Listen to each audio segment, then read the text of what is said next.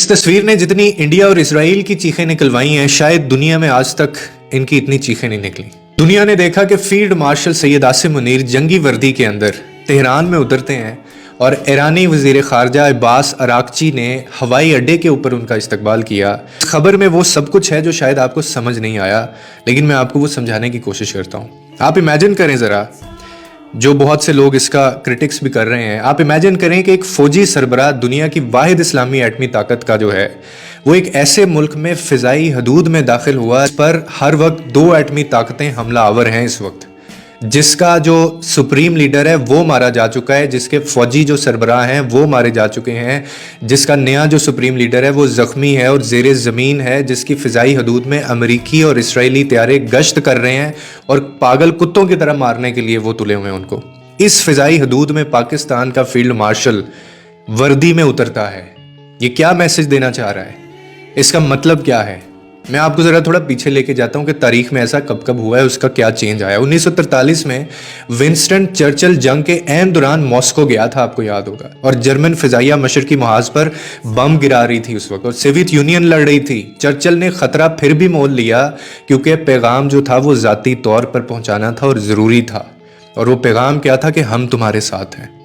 वो त्यारे में मिस्र से मॉस्को गए थे उस वक्त। रास्ते में जर्मन लड़ाका त्यारे मौजूद थे, बहुत ख़तरा था, रिस्क था, मगर फिर भी वो गया क्योंकि स्टॉलन को जाके ये बताना था कि भाई दूसरा मुहाज मत खोलें आप। एतमाद साजी के लिए जिस्मानी मौजूदगी जो है ना वो ज़रूरी होती है।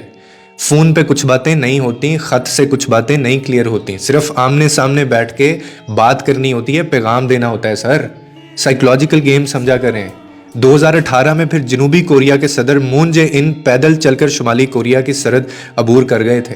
तब भी इसी तरह का मामला था कि दुनिया की सबसे भारी मसला सरहद, दोनों ममालिक जो हैं वो जंग के ऊपर हैं एक दूसरे के साथ। तब भी मून ने किम जोंग और इनका हाथ पकड़ के सरहदी लकीर अबूर की थी और वो तस्वीर तारीख बन गई थी। उसके बाद ट्रंप सिंगापुर समिट इस तस्वीर के बाद मुमकिन हुआ था। ये अगर आज आसिम मुनीर वहाँ पे गया है ना, तो सर मैं आपको ये बात बता दूँ, इन्होंने तो 10-20 साल और जीना है, 25 साल जी लेंगे, उसके बाद ये अगले सफ़र पे निकल जाएंगे। लेकिन ये जो अभी हो रहा है ना पाकिस्तान के लिए, ये फ़र्ज़ी नहीं है, ये हकीकी चीज़ें हैं। हकीकी बम गिर रहे हैं, हकीकी लोग मर रहे हैं। ईरानी फ़िज़ाइया हदूद में अमरीकी और इसराइली निशाने पर हैं इस वक्त, और ये फ़ायदा हमारी नस्लों को होगा। ये आपकी और मेरी नस्ल जो है वो इससे फ़ायदा लेगी। ये प्रॉपर दौरा जो है ना, ये ब्रॉडकास्ट हुआ है, तस्वीरें इसकी बाकायदा बनाई गई हैं, ये कुछ छुप के चीज़ नहीं हुई। और इसके बाद ये तस्वीरें दुनिया को भेजी गई हैं। और आपको पता है कि इसराइल ने जब किसी को निशाना बनाना होता है तो वो चूकता नहीं है। लेकिन फिर भी इन सब चीज़ों के बावजूद एक ऐसा बंदा वहाँ पे गया, ना सिर्फ गया, वहाँ पे उतरा, जाके बात की, जफ्फी डाली, दुनिया को बताया, बेशक किसी का भी पैगाम वो लेकर गया। आपके घर में, आपके अपने पिंड में कोई लड़ाई हो जाए ना, और आपको पता हो कि यार या तो इसने उसको मार देना है या उसने इसको मार देना है, तो वहाँ अगर कोई ये भी किरदार अदा कर जाए ना कि किसी एक के कान में जाके ये फूंक भी मार दे कोई कि यार तू बस कर दे, हमें तेरी जान अजीज़ है, फ़िलहाल इस चीज़ को ऐसे टैकल करो, बाद में देख लेंगे मिलके इस चीज़ को, तो ये भी एक जीत होती है। और ये 47 साल की दुश्मनी है जिसको हम ख़त्म करने जा रहे हैं।